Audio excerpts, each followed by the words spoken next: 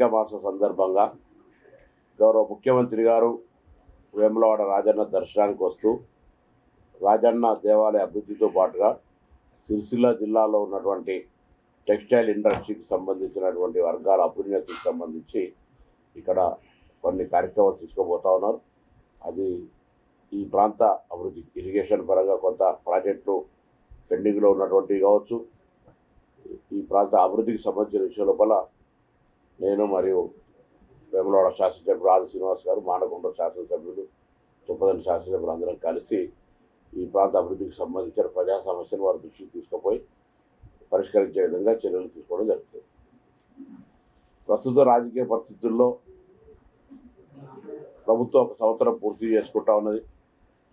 చారిత్రాత్మకంగా జరిగినటువంటి అనేకమైనటువంటి కార్యక్రమాలు, తెలంగాణ ఏర్పడ్డ నాడు ధనిక రాష్ట్రంగా ఏర్పడ్డ తెలంగాణ 10 సంవత్సరాల పరిపాలన తర్వాత 7.5 లక్షల కోట్ల అప్పుతోటి ఈరోజు మాకు ప్రజలు అధికారం వచ్చింది. ఈ యొక్క సందర్భంలో ఎటువంటి భూములు అమ్మకుండా ఏవి కూడా ఇంత కొత్త కార్యక్రమాలు చేయకుండా 1వ తారీఖు జీతాలు ఇవ్వడం కావచ్చు, ఇవాళ ఆర్టీసీలో ఉచితంగా మహిళలకు బస్సు సౌకర్యం కలిగజేయడం కావచ్చు, 200 యూనిట్ల ఉచిత విద్యుత్ దాదాపు 70 నుంచి 80% మందికి ప్రజలకు అందుతూ ఉన్నటువంటి 200 యూనిట్ల ఉచిత విద్యుత్ కావచ్చు, 500 గ్యాస్ సిలిండర్ కావచ్చు, 5 లక్షల నుంచి 10 లక్షల రూపాయల ఆరోగ్యశ్రీ కావచ్చు. అన్నిటికంటే ఎక్కువగా రైతు రుణమాఫీ 1 లక్ష రూపాయలు మాఫీ చేయడానికి 5 సంవత్సరాల్లో 5-6 కిస్తులు తీసుకున్నటువంటి పరిస్థితి. అటువంటిది చారిత్రాత్మకంగా 2 లక్షల రూపాయల రుణమాఫీ అయింది. కొంతవరకైనా కుటుంబపరమైనటువంటి గ్రూపింగ్ లేని వాళ్ళ వివరాలు కూడా తీసుకోబడ్డాయి. వాళ్ళందరికీ నెలలోపు క్లియర్ చేయడం జరుగుతుంది. మిగతా 2 లక్షల పై ఉన్నటువంటి వాళ్ళకి సంబంధించి వాస్తవంగా మేము 2 లక్షల లోపల రుణమాఫీ చేస్తామని చెప్పినాం. కానీ పై ఉన్న వాళ్ళకి సంబంధించిన విషయంలో కూడా ప్రభుత్వం ఆలోచన చేస్తుంది. ఆ పై ఉన్న డబ్బులు కట్టించి 2 లక్షలు మాఫీ చేయాలని. ఆర్థికపరమైన ఇబ్బందుల వల్ల ఇది జరుగుతుందని ప్రజలు కూడా తెలుసు. తప్పకుండా రైతులకు అండగా నిలబడుతుంది. అదేవిధంగా కొనుగోలుకు సంబంధించిన విషయాల కూడా ఎప్పటికప్పుడు రైతులు, రైస్ మిల్లర్లు కూడా కొంత ఇబ్బందికర పరిస్థితుల్లో ఉన్నప్పుడు కూడా వారి డిఫాల్ట్ లేని వాళ్ళందరికీ కూడా ప్యాడీ ప్రొక్యూర్మెంట్ ఛాన్స్ ఇచ్చి ఈరోజు కొనుగోలు ప్రక్రియ చేస్తూ ఉంది. కానీ కొంతమంది డిఫాల్టర్లుగా ఇవ్వడానికి కూడా 20,000 కోట్లు రైతుల ధాన్యాన్ని కొనుగోలు చేసిన పైసలు ప్రభుత్వం చెల్లించినటువంటి ధాన్యం మిల్లర్ దగ్గర పెట్టుకొని ధాన్యము డబ్బు కట్టకుండా ఉన్నటువంటి సొమ్ము 20,000 కోట్లు. ఆ డిఫాల్టర్లకు ప్రభుత్వం అనేక సందర్భాల్లో సామాధాన భేద దండ అన్నట్టుగా అనేక రకాలుగా డబ్బు కట్టమని చెప్తా ఉంది. వారికి ఈసారి రైతుల ధాన్యాన్ని ఇవ్వటం లేదు. వారి వృత్తిపరంగా కూడా ఇబ్బంది వస్తుంది. మీరు రైతుల యొక్క ధాన్యాన్ని కొనుగోలు చేసే ప్రక్రియలో భాగస్వామ్యం కానప్పుడు కమర్షియల్ వ్యాపారానికి కూడా ఇబ్బంది కలిగేటువంటి పరిస్థితి ఉంటుంది. కాబట్టి మీరు వెంటనే మీ డిఫాల్టర్ స్టేటస్ నుంచి రెగ్యులర్గా రైతు ధాన్యం కొనుగోలే పరిస్థితికి రమ్మని ప్రభుత్వం తరఫున విజ్ఞప్తి చేస్తూ ఉన్నాం.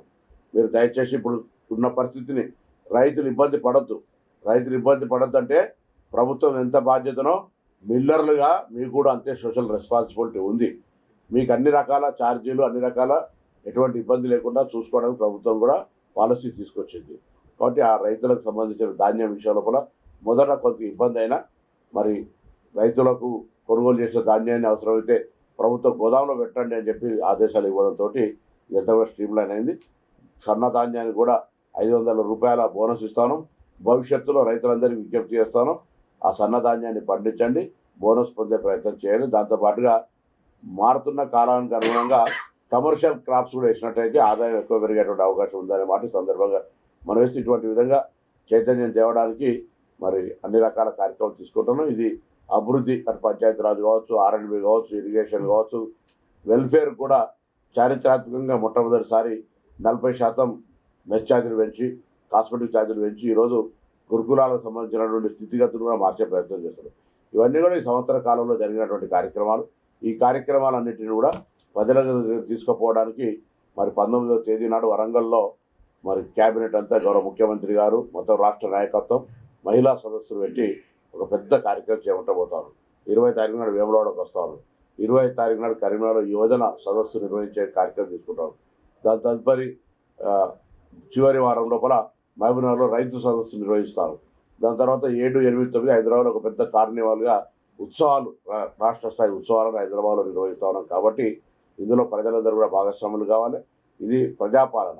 అన్నిటికంటే ఎక్కువగా తెలంగాణ ఏ ఉద్దేశంతో తెచ్చుకున్నాము, ప్రజాస్వామ్యంగా స్వేచ్ఛగా ఏదైనా మనకు నచ్చకపోతే నిరసన చెప్పి మన ఆకాంక్షను వ్యక్తం చేసే విధంగా ఈరోజు ప్రభుత్వం కొనసాగుతుంది. గతంలో మనం చెప్పాలనుకుంటే కూడా అధికారి కావచ్చు, లేదా తోటి సహచార ప్రజాప్రతినిధి కావచ్చు, ప్రతిపక్షం కావచ్చు, చెప్పుకునే పరిస్థితి లేకుండే. ఇవాళ అధికారి కావచ్చు, వారికి ఉన్న అభిప్రాయాన్ని అడుగుతా ఉన్నాం. మేము ఒక్కటి చెప్పింది మాత్రమే జరగాలని నియంతృత్వంగా వ్యవహరించాడు. ఇది తెలంగాణ ప్రజల యొక్క గొప్ప విధానం. ఎప్పుడు కూడా అణచివేతను ఒప్పుకోరు. ఈ అణచివేత లేకుండా, అంటే అణచివేత అంటే లాఠీ బట్టి కొడుతూ ఊరుకోరు. మళ్ళా ప్రజాస్వామ్య పద్ధతిలో సభలో మాట్లాడండి. సభ రాత్రి 3 గంటల దాకా సభ నడిపినాం. మీరు గతంలో సభలు కూడా నడపడానికి మీకు ఇష్టం లేకుండే సభ నడిపినాం. ఇందిరా చౌక్ ధర్నాను ఓపెన్ చేసినాం. ఇవన్నీ 3 కాకపోతే కోర్టు ఉంది, ప్రెస్ కూడా మాట్లాడుకోవచ్చు. మేము ప్రెస్ కూడా ఏం రోజు పొద్దుగా చూస్తుంటే వార్తలు ఇట్లా వస్తున్నాయి, చూస్తున్నాయి. ప్రతిపక్షాలకు సంబంధించిన వార్తలు కూడా అనేక రకాల పెద్ద పెద్ద వార్తలు వాళ్ళే కూడా వస్తూ ఉన్నాయి. ఇలా మాట్లాడుతూ ఉన్నారు కిషన్ రెడ్డి గారు. అసలు ఆయన ఆ మంత్రికి అర్హుడా కాదా నాకు తెలియదు. అధికారిని కొట్టడం తప్పే, కానీ అరెస్ట్ చేస్తారా? ఏం చేయమంటావు? మంత్రి గారు సలహా చెప్పు తెలంగాణ ప్రభుత్వానికి.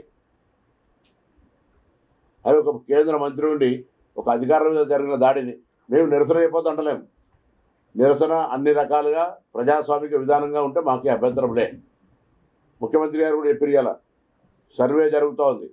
సర్వేలా ఎక్కడ కూడా ప్రజలకు ఇబ్బందికర ప్రశ్నలు లేవు.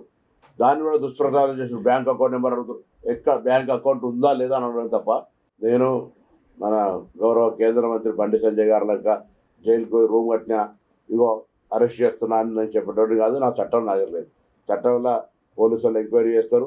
ఏది నిజమైతే దాని ప్రకారంగా చర్యలు తీసుకుంటారు.